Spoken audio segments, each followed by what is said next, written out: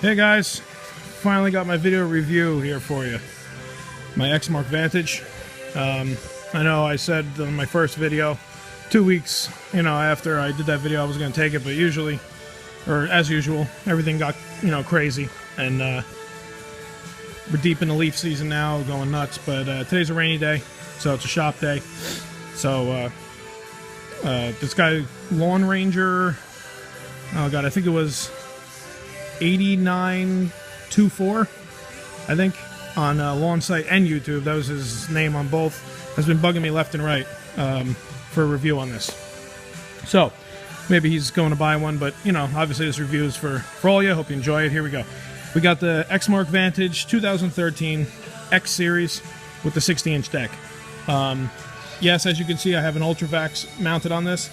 I got a whole Ultravax system from a guy off of a laser for dirt cheap, and I was going to resell it. I was going to paint it, fix it, resell it, and then I said, why not? Let's see if we can make it work on this, because I only would need it for the fall. I don't catch any grass really during the season, so as you can see, I got the pulley, the belt, everything's mounted.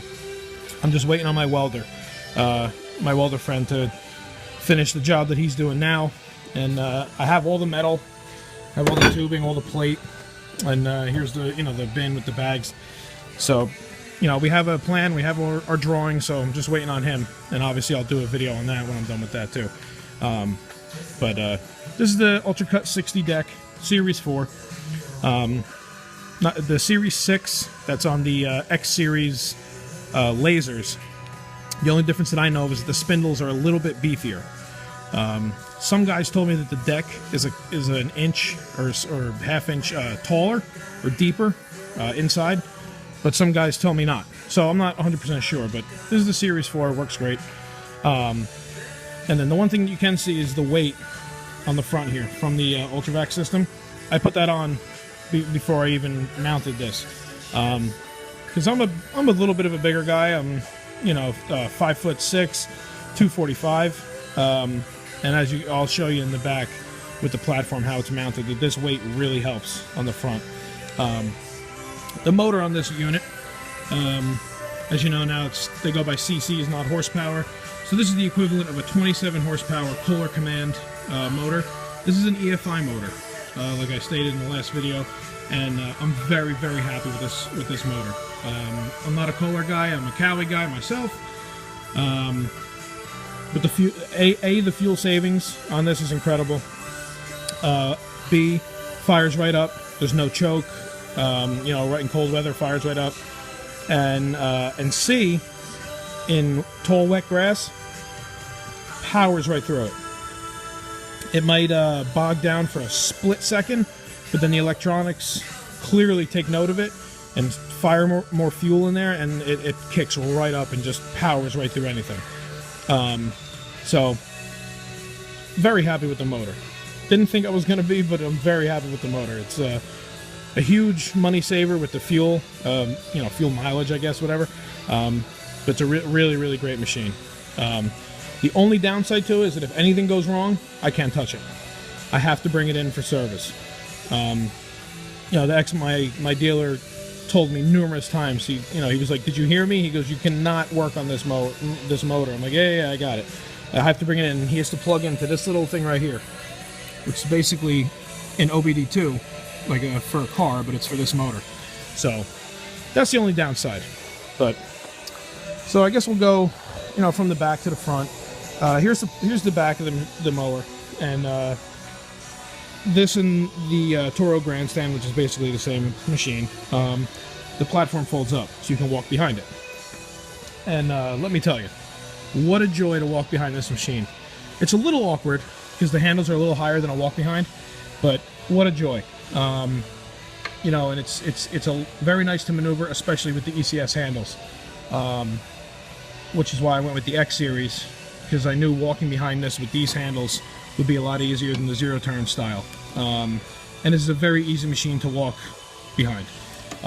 It's like I said, it's a little different than the walk behind because the handles are a little bit higher, and this machine is much more compact than a walk behind too. The motor's right here, and the deck is only a foot away. So it's much more compact than a walk behind. So the turns are a lot tighter, It's much more crisper, you know, when you're outlining or doing anything, but nice machine to walk behind. And then over here on the right side, this little knob here, all you do is push on the platform in the back, pull the knob, and the whole thing drops. It's very, very suspension-y. It's very cushiony. Phenomenal ride. I've done a 2-acre lot with this, no problem. I thought it was going to be like riding on a sulky, but not at all. This is a very comfortable machine. And then you have, I call this the nut saver pad.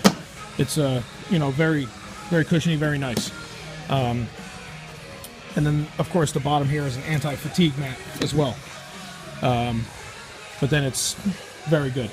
So, stepping up onto this is the view from up here. Very easy to see everything. You can see every little nook and cranny of this machine. You know, straight down to the tire and all the way around to the front forks. You know, you can see everything. So, it's very nice for going around beds and obstacles, tree rings, the whole nine. And then what you can do also is the deck, as you can see, sticks out a little bit on the left, so it's very nice for trimming or edging rather. You know, instead of a trim mower, you have this, which is very nice. And then the controls from up here, as you can see, all you have is the throttle, no choke, like I said, because of the EFI. Then you have your blade engagement, and then your keys over here. And then this is your hydro speed, just like the walk behinds. You know, you push it farther, you go faster, pull it back, you go slower. So it's just like the walk behinds. So if you train a guy on the walk behinds, they can easily use this. It's the same thing. So it's very easy. If I had one complaint about the controls, is that with the ECS, how they, you know, come into a point here, if you have bigger hands or if you're in a rush or if you're, you know, not paying attention maybe or something, to get in here, to, you know, reach over and pull the blades or do the throttle, it's a little weird, especially when you have the hydros forward. You know, you got to reach over and down, you know, to pull the blades or do anything. So that, or, you know, if you don't want to go over, you got to go around, which is even, you know, a little more awkward. So if I had one complaint, that would be it, is that it's a little clustered up here, but you know, it's pretty much, you know, just with the ECS handles. I'm sure the zero-turn handles are a little bit easier, but whatever. And then you have a tracking knob right here. So if their hydros start to wear out, or, you know, break in rather, and it starts pulling right, you can adjust it right here with this knob. And then that's pretty much it for the controls. You have your blade, right, your deck height right here, and all your settings. All you do is just, you know, twist this, pull it out, put it in, and it stays there, and then you drop it. And then your parking brakes on the left side, and those are both very easy to get to, so I didn't even go over them on the platform. You have spring assist for the deck because it's a very heavy deck. And then it's a very compact mower, 8-gallon fuel tank. It's you know, very easy to learn on. The one thing I did notice too is on a walk behind, if you have the hydros all the way, you know, fast, and you let go of the drive lever, the wheel spins instantly. Now on this, I don't know if it's the electronics on the EFI motor that they put to the hydro pump somehow or some way, but if you just let go of the drive lever, like if you have your hydros all the way forward, and you have this, and you just let go of the drive lever, usually on a walk behind it would spin. This doesn't. It gradually, you know, puts the power to the wheel, and then it starts to go. So there's really no burning out or spin out, you know, when you really let go of the handle. Which, again, I don't know if that's the electronics or if that's just how the new pumps are or what have you, but that's a really nice feature. The maintenance on this is quite simple. On the other side here, by the parking brake, it gives you all your grease fittings. You know, where they are, how often you have to do it, and, you know, the hours and whatnot. Your oil drain tube, they give it to you. Where'd it go? There it is. Here's your oil drain tube. So you put the pan under there, and it's, you know, the oil comes right down there, not everywhere. you know, your fuel filter is very accessible. The air filter, obviously. The other complaint that I have is anybody who has Exmark stuff, you well know that the hydro filters are a pain in the butt to get to. Well, Exmark said, oh, on the Vantage, it's going to be really easy to get to. And it is. It's right here out in the open. Very easy to change, very convenient.